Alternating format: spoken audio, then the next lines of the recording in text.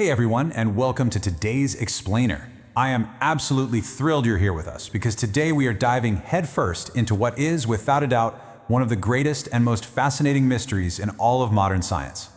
We're going to embark on a journey to the very edge of human understanding to explore the universe's ultimate abyss.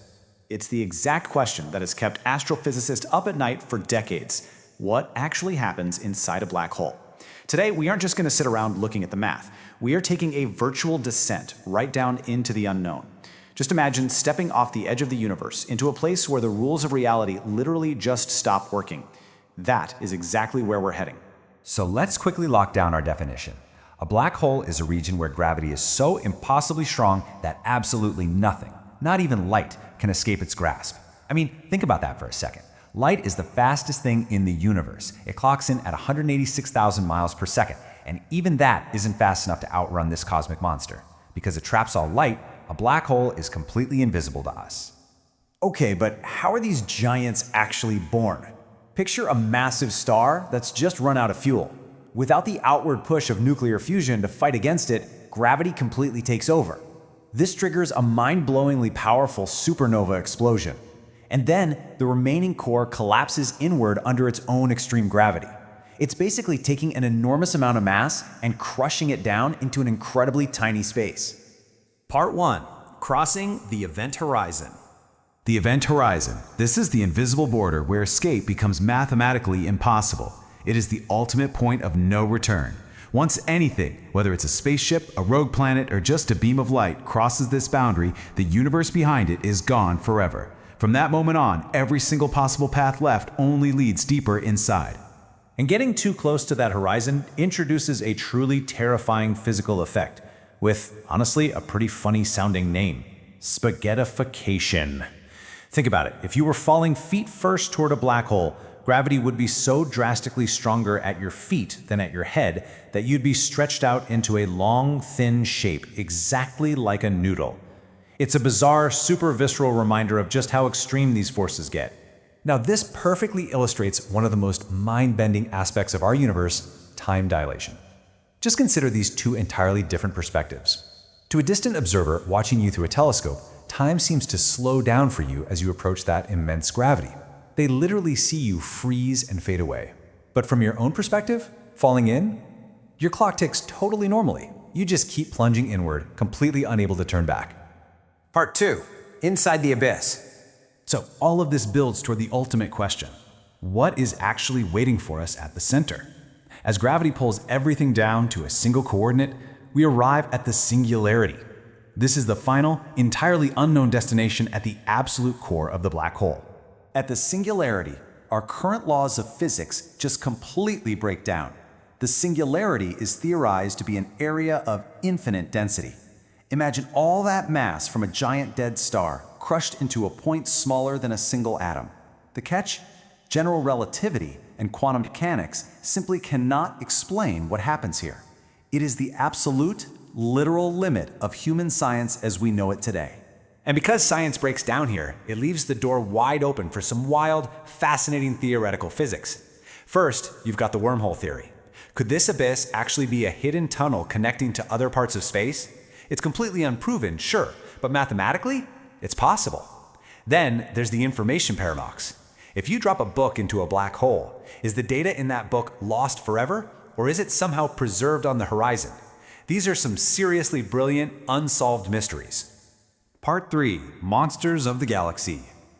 Okay, let's break down the sheer scale of these things, because black holes come in vastly different sizes. We have microscopic primordial black holes, which were potentially formed right after the birth of the universe. Then you've got small stellar ones, the remains of collapsed stars.